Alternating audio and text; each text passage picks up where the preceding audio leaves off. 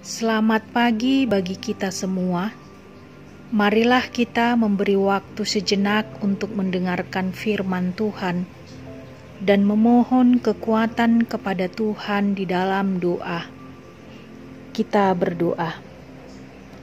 Dengan penuh sukacita pada pagi hari ini, kami datang menghadap Engkau, ya Tuhan kami.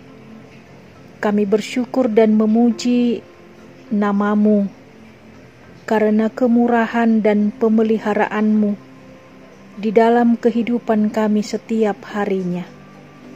Bahkan dalam malam yang gelap hingga pagi ini, Engkau menjaga kami dan membangunkan kami dan memberi kepada kami kekuatan agar kami dapat melanjutkan kembali kehidupan kami dalam suatu hari ini. Kami bersyukur kepada-Mu Tuhan untuk segala sesuatu yang telah Engkau beri. Dalam Kristus Yesus kami berdoa. Amin.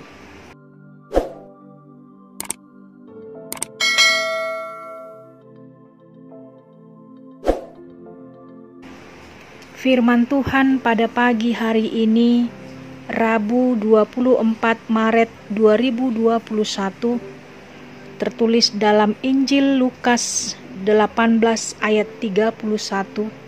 Demikianlah bunyinya. Yesus memanggil ke-12 muridnya, lalu berkata kepada mereka, "Sekarang kita pergi ke Yerusalem, dan segala sesuatu yang ditulis oleh para nabi mengenai Anak Manusia akan digenapi." Demikianlah pembacaan firman Tuhan.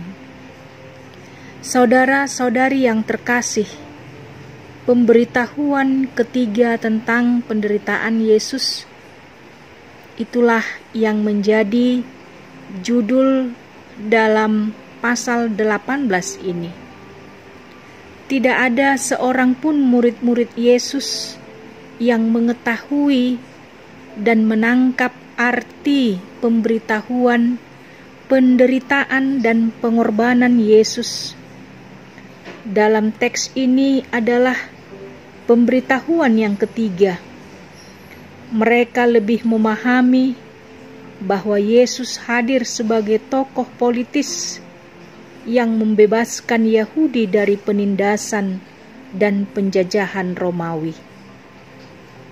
Hal ini terbukti adanya permintaan kedua murid Yesus agar Yesus berkenan menempatkan mereka di kiri dan kanan Yesus kelak ketika memasuki tahtanya.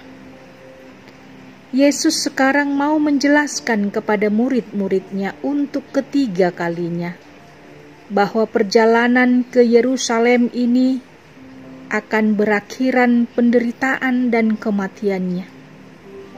Penderitaan dan kematian itu bukanlah tingkat yang terakhir, tetapi merupakan jalan kepada kemuliaan.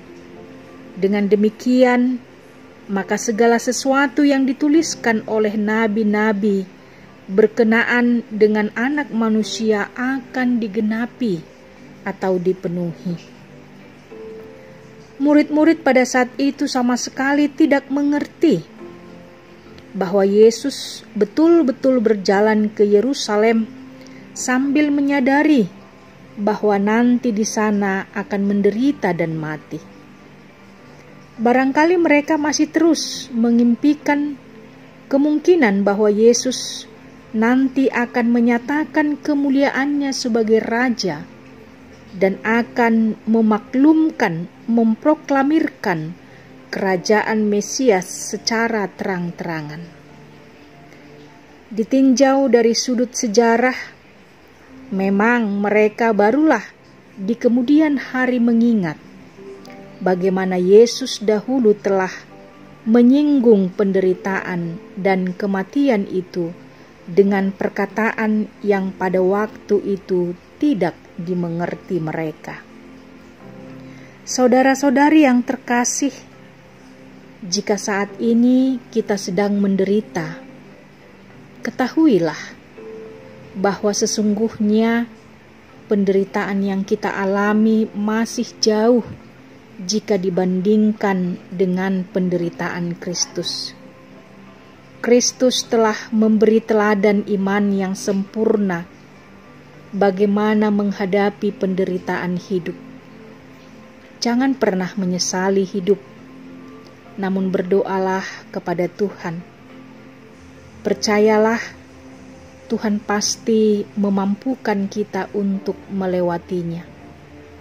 Bahkan Tuhan akan menggantikan air mata menjadi permata, kabut hitam menjadi sutra, kepahitan, kesukaran akan Tuhan ubah menjadi bintang-bintang. Amin. Kita kembali berdoa. Kami bersyukur dan berterima kasih, ya Allah Bapa di sorga. Kami sungguh merasakan bagaimana kebaikan Tuhan, bagaimana kasih setia Tuhan, kasih-Mu yang besar, dengan memberi hidup dan nyawa-Mu kepada kami manusia yang berdosa, agar kami mendapatkan kehidupan dan keselamatan itu.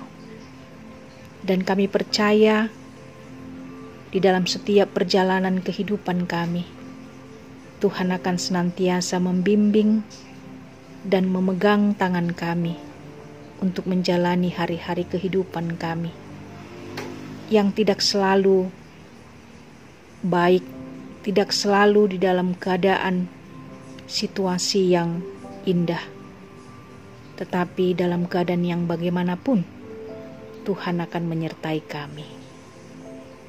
Amin. Selamat beraktivitas bagi kita semua.